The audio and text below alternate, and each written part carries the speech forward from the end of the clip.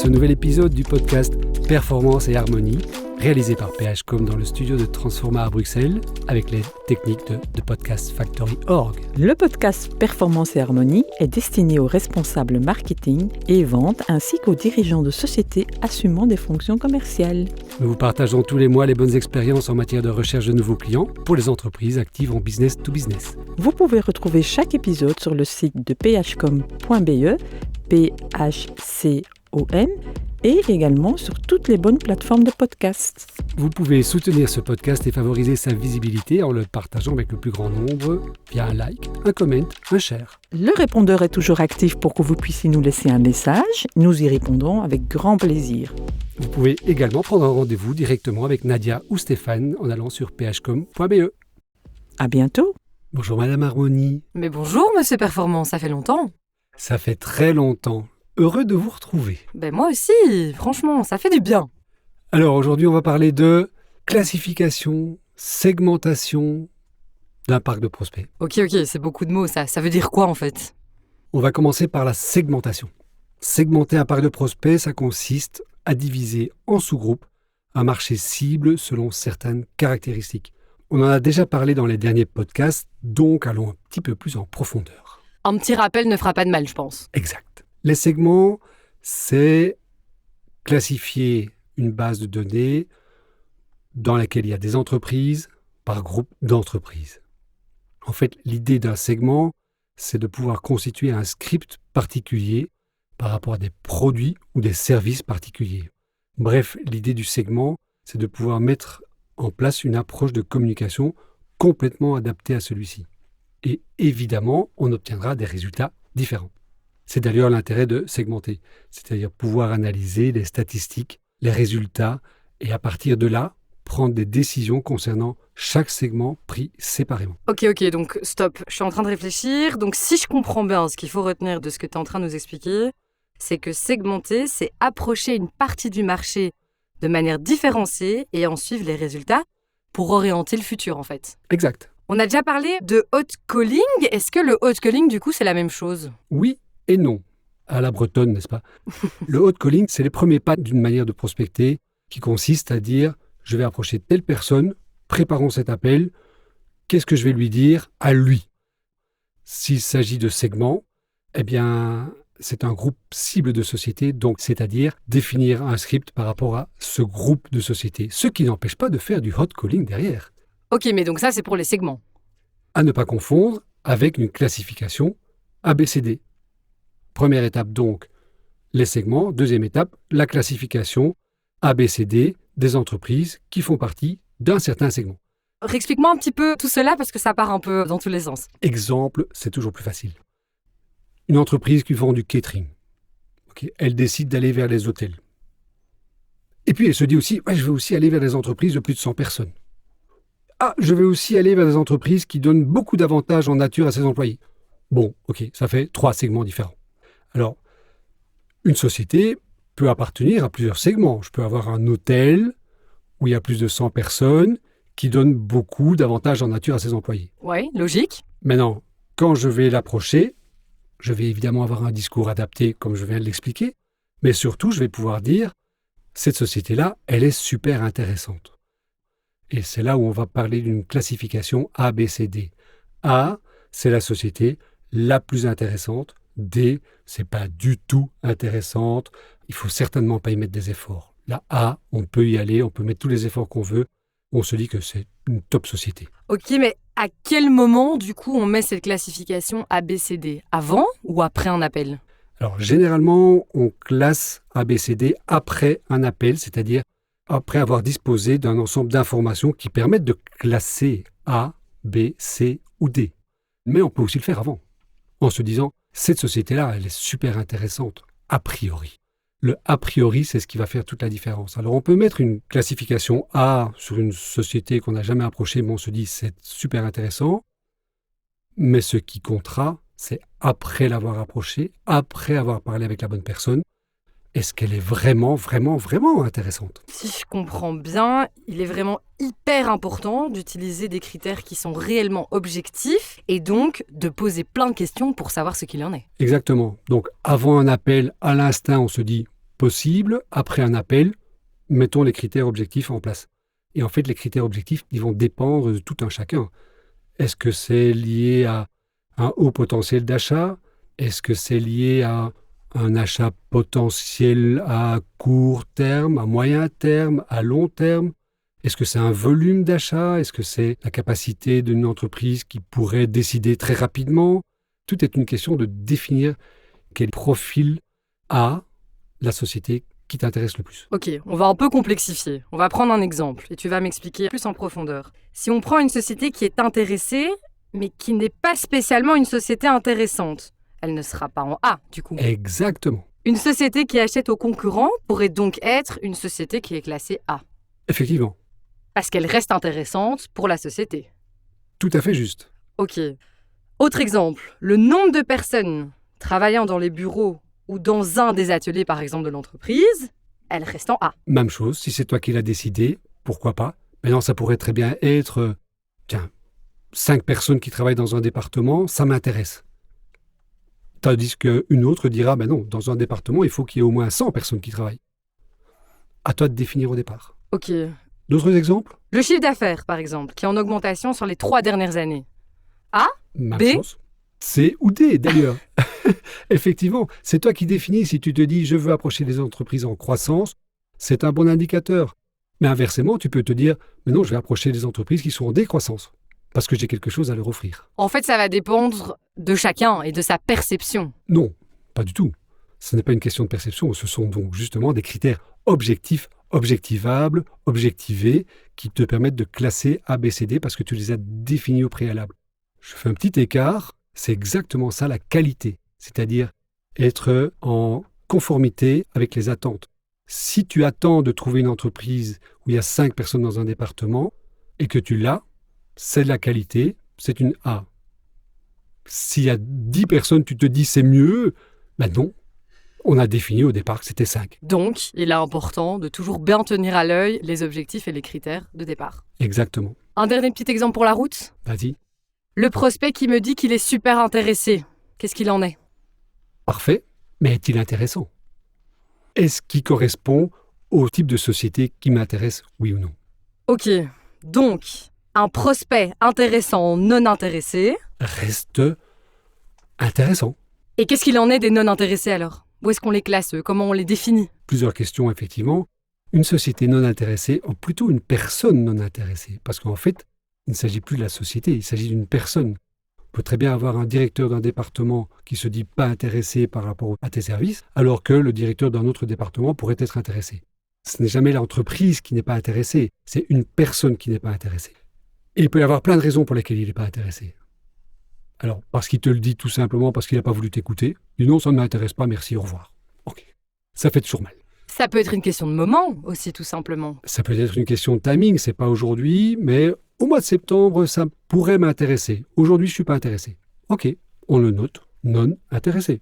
Les non intéressés, il peut y avoir plein de cas de figure. On peut même avoir quelqu'un de pas intéressé parce qu'il le fait dire par sa secrétaire.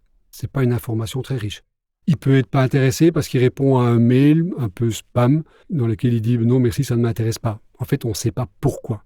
Donc, quelqu'un de pas intéressé, la question toujours c'est pourquoi?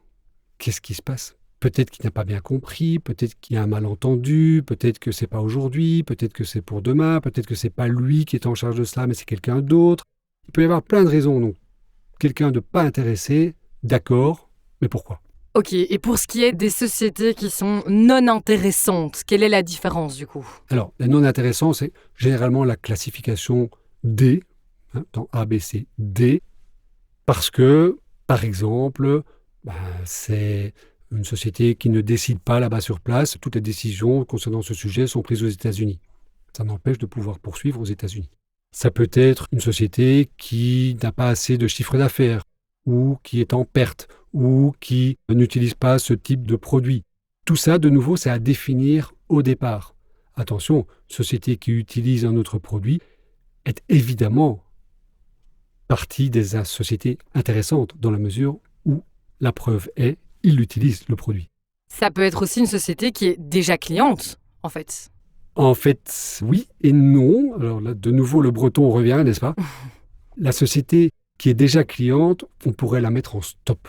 Parce que finalement, elle est intéressante, mais au niveau de la prospection, ce n'est pas intéressant de poursuivre, donc mettons-la en stop. Justement, en parlant de ce fameux stop, c'est vrai que moi je travaille chez PHcom et parfois je vois souvent ça dans nos fiches quand on traite des prospects pour les clients. À quel moment on met stop, nous ? Alors, c'est souvent au départ sur fichier, se dire cette société-là, ça ne m'intéresse pas, ça vaut pas la peine d'y aller, a priori c'est pas intéressant, ou a priori j'ai une mauvaise expérience avec cette entreprise, ou j'ai un autre client qui est concurrent de cette entreprise et donc je ne peux pas approcher celle-là. C'est toutes des bonnes raisons qui peuvent mettre un stop a priori, donc avant. On peut avoir des stops après les contacts où on se dit mais ça fait 10 fois que j'essaie de l'approcher, ou 100 fois, impossible à l'avoir, qu'est-ce qu'on fait ? Est-ce qu'on continue à mettre des efforts ? Non, stop, on arrête. On n'a pas assez d'informations que pour dire elle n'est pas intéressante, on n'a pas d'informations pour dire il n'est pas intéressé, mais on arrête les dégâts. Quand ça devient une perte de temps, entre guillemets, qu'on a perdu trop de temps à pas joindre la personne, on peut le considérer comme un stop. Oui. Quelles sont les erreurs les plus courantes qu'on peut faire avec ces classements ? Bien souvent, on se dit « Ah, c'est là, cette personne-là, il m'a dit je suis super intéressé, donc je le mets en classe A. » Mais en fait, on n'a pas d'information pour le dire que l'entreprise est effectivement intéressante. Ou j'ai pas l'info. J'ai pas reçu d'informations, j'ai pas reçu toutes les informations et je la classe un petit peu au petit bonheur la chance. C'est souvent le problème du « je présuppose ». Je me dis que cette entreprise-là est bien, mais après un contact effectif, on doit avoir les informations pour dire « elle est vraiment intéressante ». Ça vaut la peine de revoir sa classification au fil du temps. Tes besoins, en tant que société qui prospecte, peuvent évoluer et tu peux te dire « ah, tel type de société, finalement, ça m'intéresse plus que tel autre ». À ce moment-là, il faut revoir l'ensemble de la base de données parce que l'idée du classement A, B, C ou D, c'est les efforts que tu veux mettre. Sur une entreprise qui est classée A, tu peux mettre des efforts. Sur une entreprise qui est classée C, tu mettras moins d'efforts pour aller chercher, pour aller ouvrir la porte, pour essayer de l'avoir comme client. Donc, si je récapitule, le classement ABCD se fera après un contact effectif, c'est-à-dire que tu aurais pu parler avec des personnes de l'entreprise. Effectivement, 100% de ces contacts effectifs doivent pouvoir être classifiés ABCD. C'est aussi une autre erreur, c'est de se dire non, finalement, je n'ai que 30% des sociétés qui sont classées ABCD et donc, je ne suis pas capable de gérer correctement mon parc de prospects. C'est vraiment le passage du société suspecte à société prospecte. Je l'ai prospecté, j'ai pu parler avec quelqu'un, il m'a donné des informations. Ils savent enfin que j'existe. Il devient prospect. Ok, donc on a les segments, on a les classes, mais quelles analyses seront à faire et sur base de quelles autres données on va se baser ? Très bien. Alors, l'analyse, elle est à plusieurs points de vue. Par segment, j'ai un classement ABCD, j'ai plus de sociétés A dans tel segment, mais j'ai aussi plus d'ouverture de portes, j'ai plus de rendez-vous pris, j'ai plus d'offres faites, j'ai plus de ventes réalisées. Dans ce segment-là, qu'est-ce que j'obtiens comme résultat ?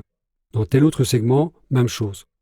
Sur l'ensemble de mes sociétés classées A, est-ce que j'ai des bons résultats ? Est-ce que je vends plus ? Ou est-ce que je vends plus sur des plus petites entreprises a priori moins intéressantes ? Pour rappel, ABCD, c'est les efforts que je veux mettre pour arriver à rentrer dans l'entreprise.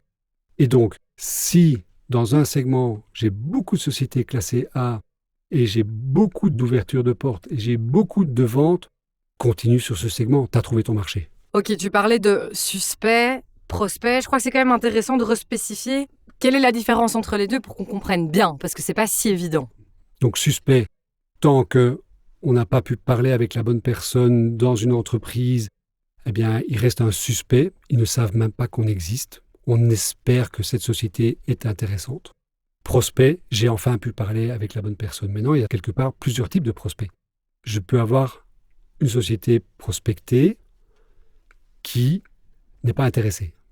Alors, on appellera ça un cold prospect. La société que j'ai prospectée, j'ai parlé avec elle, j'ai parlé avec une ou plusieurs personnes dans l'entreprise et finalement, je me rends compte qu'elle n'est pas intéressante. Elle est bad prospect. Et puis, j'ai tous les prospects que je dois suivre dans lesquels je n'ai pas encore eu de rendez-vous. Prospects à suivre. Et enfin, j'ai le bon cas de figure. La société est intéressante. Elle fait partie des classements A, B, C. Il est suffisamment intéressé que pour ouvrir sa porte, j'ai un rendez-vous magnifique, j'ai un hot prospect. Donc, à partir de là, effectivement, je peux évaluer mon taux de performance par segment de manière très précise. Donc, en résumé, on a les segments, on a les classes, on a les statuts, suspect, prospect, bad prospect, hot prospect, etc. On peut faire des analyses, on peut réalimenter la base de données en fonction des résultats et on peut même encore aller plus loin. Si je comprends bien, chez PHcom, on adore analyser, classifier, segmenter, etc. Mais est-ce qu'il y a aussi une classification dans la prise de rendez-vous ? Effectivement, à partir du moment où un rendez-vous est pris, quel type de rendez-vous est-ce ? Est-ce un rendez-vous de présentation, de challenge ou de compétition ? Alors, j'explique. Rendez-vous de présentation. La société est classée A. Elle est super intéressante. Il n'est pas intéressé, pas grave. C'est pas le bon moment, pas grave. Il doit savoir qu'on existe un petit peu plus que simplement le nom de ton entreprise. Il doit connaître, il doit identifier quels sont tes produits, tes services, quelles sont tes valeurs ajoutées, quels sont tes USPs, tes Unique Selling Proposition. Et donc, pour cette entreprise-là, ça vaut la peine de faire un rendez-vous de présentation. Deuxième type de rendez-vous, challenge. J'ai identifié un problème, une envie. Le prospect que j'ai eu au téléphone quand je l'ai prospecté ou quand j'ai échangé des mails avec lui m'a dit « Je veux vous rencontrer parce que je ne parviens pas à faire ceci ou parce que j'aimerais faire cela ou parce que c'est un sujet qui est à l'ordre du jour mais on ne sait pas exactement comment le prendre. » Là, ce sont des challenges. On a identifié un problème, on a identifié un besoin. Troisième type de rendez-vous qui peuvent être pris, c'est un rendez-vous de compétition. L'entreprise est justement, chance, en train de rechercher un fournisseur tel que votre société. Automatiquement, on rentre en compétition avec les autres. Alors maintenant, évidemment, un commercial qui approche, qui reçoit un rendez-vous de présentation, son objectif, c'est de passer à l'étape suivante. Où sont les problèmes ? Où sont les besoins ? Quels sont les challenges ? Si un rendez-vous est pris dans le cadre où le challenge est déjà identifié lors de la prospection, le rôle du commercial va être tout autre. Il va devoir approfondir ce besoin, démontrer qu'on peut apporter une réponse à ce besoin et donc remettre une offre. S'armer des informations qu'il a déjà. Armer des informations qu'il a déjà, c'est ce qui lui permettra d'aller plus loin. Mais donc, le commercial doit pouvoir aborder de manière complètement différente. Premier rendez-vous de présentation, deuxième rendez-vous de challenge. Et s'il a un rendez-vous de compétition, de nouveau, c'est totalement différent. Il doit se positionner par rapport aux autres concurrents qui sont en place. L'objectif étant de pouvoir remettre une offre dans de bonnes conditions et de vendre comme d'habitude. Donc tu nous as expliqué la différence entre les 3 types de rendez-vous. Je rappelle présentation, challenge et compétition. Mais le challenge me titille un peu. Quels sont les besoins les plus récurrents de cette catégorie justement de challenge ? Alors, les besoins classiques peuvent être liés à la personne, peuvent être liés à l'entreprise, peuvent être liés à des opportunités législatives. Par exemple, aujourd'hui, on parle de l'IA Act. Dans quelle mesure est-ce que l'entreprise qui utilise déjà l'IA dans son entreprise est capable d'y répondre positivement ? On a parlé dans le passé de RGPD. Il y a une obligation légale. Est-ce que vous êtes déjà en ordre par rapport à ça ? Ça reste des challenges. Plus classiquement, le challenge, c'est je dois, par exemple, pour PHcom, acquérir de nouveaux clients. C'est un challenge pour moi. Parfait, j'ai un rendez-vous de challenge. Ou pour une entreprise qui donne des formations en langue, dit oui, je dois envoyer des personnes aux États-Unis, mais la manière dont ils parlent anglais ne leur permet pas de négocier comme il faut. Merci, j'arrive. J'ai un rendez-vous de challenge, voire même de compétition. Le challenge, le besoin a été identifié. C'est quel type de besoin, je disais, lié à l'entreprise, à l'opportunité légale, et puis lié à la personne. C'est ouais, ça m'intéresse de voir ce que vous faites. C'est pas un challenge, c'est une présentation. Oui, ça m'intéresse de trouver une solution pour telle problématique. Magnifique, j'ai un rendez-vous challenge. Voilà, j'espère que la différence entre les rendez-vous, présentation, challenge, compétition est claire. La classification des entreprises ABCD l'est tout autant et la segmentation aussi. Merci beaucoup pour votre attention. Auditeurs, auditrices, merci pour votre écoute. On espère que vous avez passé un bon moment en notre compagnie. Abonnez-vous au podcast, likez, commentez et partagez. Et surtout, n'oubliez pas de laisser un message vocal si vous avez la moindre question, car pour rappel, il y a un lien dans le descriptif de notre podcast.